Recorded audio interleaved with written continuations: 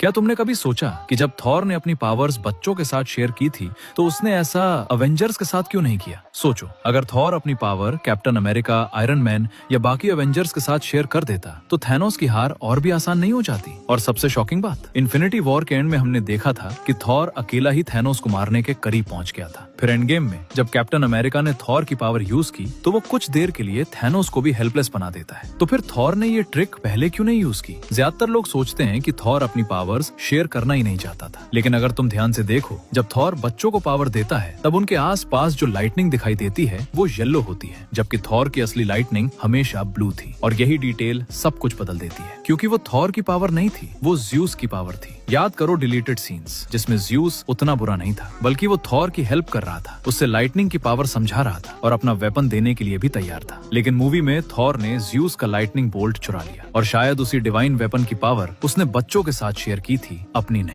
क्या तुमने कभी सोचा कि जब थॉर ने अपनी पावर्स बच्चों के साथ शेयर की थी तो उसने ऐसा अवेंजर्स के साथ क्यों नहीं किया? सोचो, अगर थॉर अपनी power captain America, iron man या बाकी अवेंजर्स के साथ शेयर कर देता तो थैनोस की हार और भी आसान नहीं हो जाती। और सबसे शॉकिंग बात, इन्फिनिटी वॉर के एंड में हमने देखा था कि थॉर अकेला ही थैनोस को मारने के करीब पहुंच गया था। फिर एंड गेम में जब कैप्टन अमेरिका ने थॉर की पावर यूज की तो वो कुछ देर के लिए थैनोस को भी हेल्पलेस बना देता है। तो फिर थॉर ने ये ट्रिक पहले क्यों नहीं यूज की? ज्यादातर लोग सोचते हैं कि थॉर अपनी पावर्स शेयर करना ही नहीं चाहता था, लेकिन अगर तुम ध्यान से देखो, जब थॉर बच्चों को पावर देता है तब उनके आसपास जो लाइटनिंग दिखाई देती है वो येलो होती है, जबकि थॉर की असली लाइटनिंग हमेशा ब्लू थी। और यही डिटेल सब कुछ बदल देती है, क्योंकि वो थॉर की पावर नहीं थी, वो ज़्यूस की पावर थी। याद करो डिलीटेड सीन्स जिसमें ज़्यूस उतना बुरा नहीं था, बल्कि वो थॉर की हेल्प कर रहा था, उससे लाइटनिंग की पावर समझा रहा था और अपना वेपन देने के लिए भी तैयार था। लेकिन मूवी में थॉर ने ज़्यूस का लाइटनिंग बोल्ट चुरा लिया और शायद उसी डिवाइन वेपन की पावर उसने बच्चों के साथ शेयर की थी, अपनी नहीं।